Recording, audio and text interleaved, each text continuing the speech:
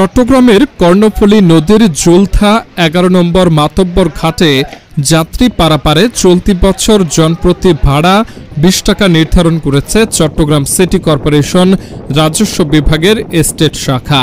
বিগত বছর এই ভাড়া ছিল ১৫ টাকা, অর্থাৎ এবার ভাড়ায় ৫ টাকা বৃদ্ধি পেয়েছে।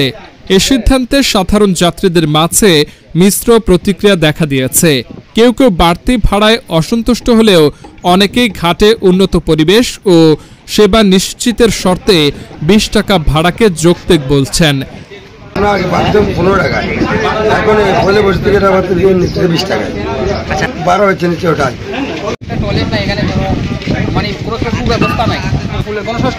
প্রতি বছর ডাক বাড়বে ওরা প্রতিবার এরকম বাড়াইতেছে। এটা ৬ টাকা বাড়াইছিল এক সময়, এখন থেকে এটা বাড়তে এখন ২০ টাকা চলে আসছে। সামনে হয়তো এটা ৫০ টাকাও হয়ে যেতে পারে, এটা কোনো ঠিক নেই। তারা ছিল ১৫ টাকা, এবছর ২০ টাকা করছে আর কি, মানে পয়লা বৈশাখ থেকে। ১৫ টাকা হলে একটু ভালো হয়। নতুন এই ভাড়া কার্যকর হয়েছে গত সোমবার পহেলা বৈশাখ ১৪ এপ্রিল থেকে।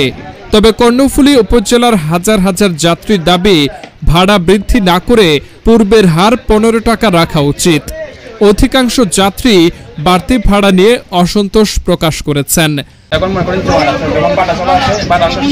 একদম নিচে যায়, অনেক সময় দেখা যায় কাদার উপর আমাদের যেতে হয়। যেমন এখন কি করবো, এখন কি মারামারি করবো ওদের সাথে? আসলে কি বেশি নিচ্ছে কিনা? হ্যাঁ, বেশি তো নিচ্ছে।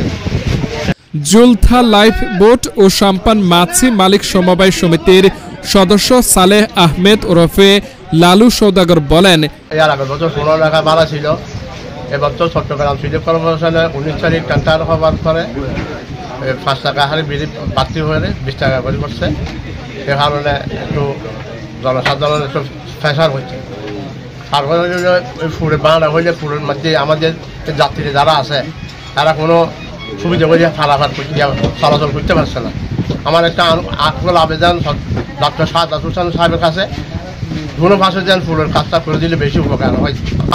জানা গেছে দীর্ঘদিন ধরে এই ঘাটে খাস কালেকশন পদ্ধতি থাকলেও এবার ঘাটটি ভ্যাটসহ প্রায় ২ কোটি ২ লাখ টাকায় ইজারা দেওয়া হয়েছে, যা গত বছরের তুলনায় অনেক বেশি।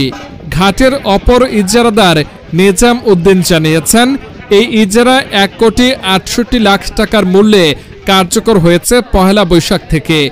উল্লেখ্য, মাতব্বর ঘাট দিয়ে দৈনিক প্রায় ৮ থেকে ৯ হাজার মানুষের চলাচল রয়েছে।